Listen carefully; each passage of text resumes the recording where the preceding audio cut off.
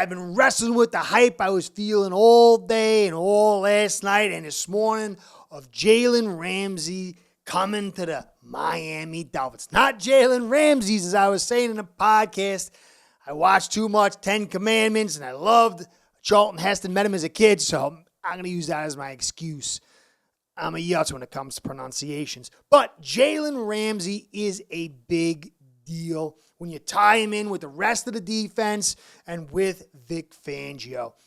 Now, I always try my hardest to present good information, to really come as an evaluator and an analyst rather than fan.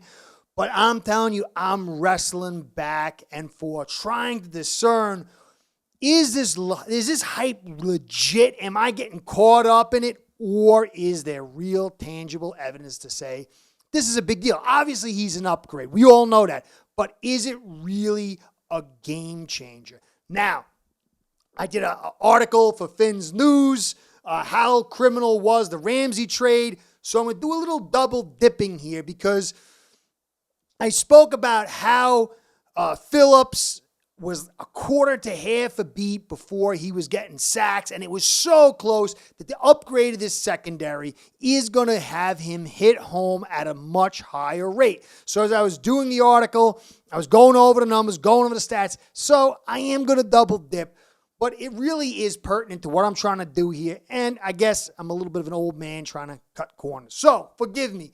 I'm going to use some of the stuff I did there here.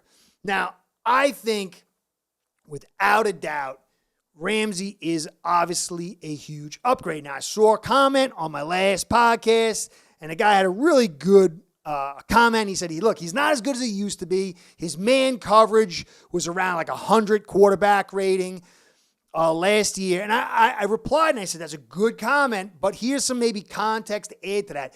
Rams were 27th in generating pressure. And we all know that time is the enemy of man coverage, unless your name is Deion Sanders.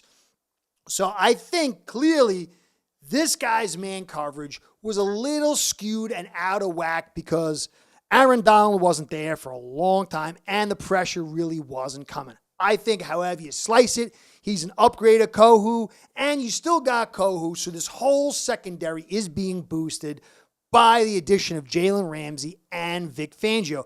But what I said in that podcast is the pressure increase, taking one step up, hurries turning to knockdowns, knockdowns turning to sacks, is going to be increased because of Ramsey and because of Fangio. And I'm going to get into the stats here, put sweet. First, though, I want to say thank you for stopping by.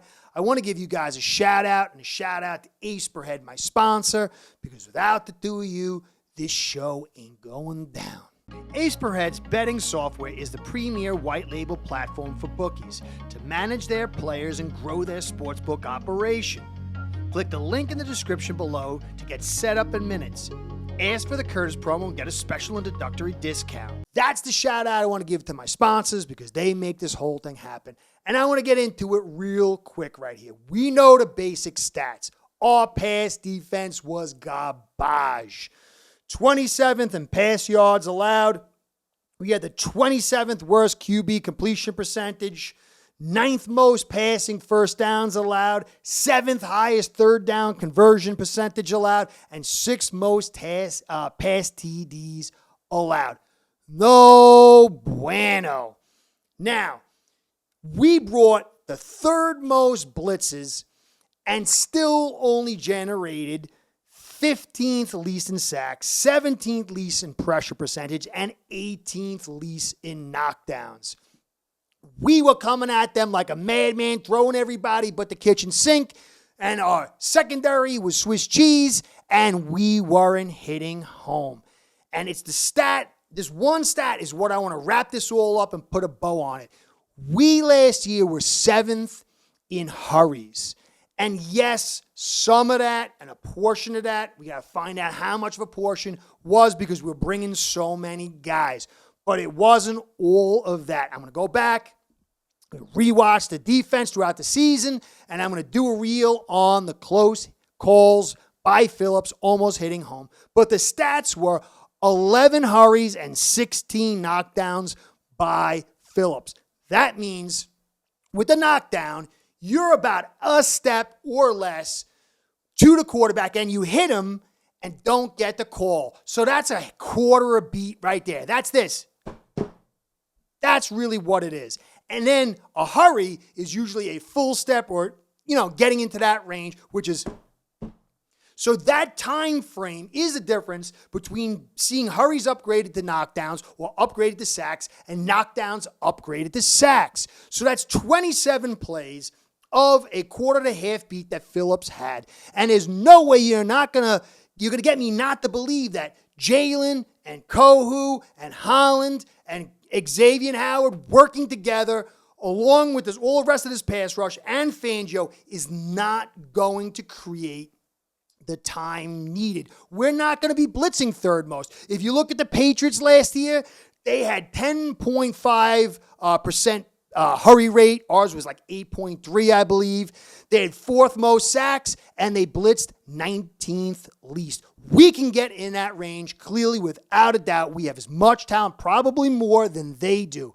And if we can get into that range, I expect to see a greater than 56 or 60% increase in pass and sack total increase on Phillips that I had said in my prior podcast. Out of those 26 plays of pressures, hurries, and knockdowns, it only takes about 20 to 30% for him to double his 7 sack total, and I expect to see that. That means hurries turn to knockdowns, which means fumbles and bad passes and quarterbacks going like this.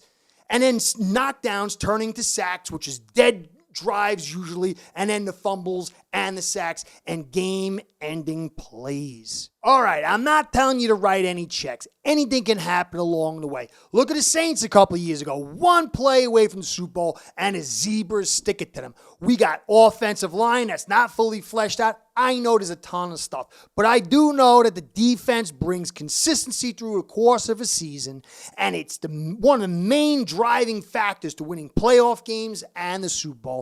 And there's no way that my rational evaluator brain cannot say this is a big deal. So I'm going to keep going over it. Help me see if I'm being too optimistic, too fan-based.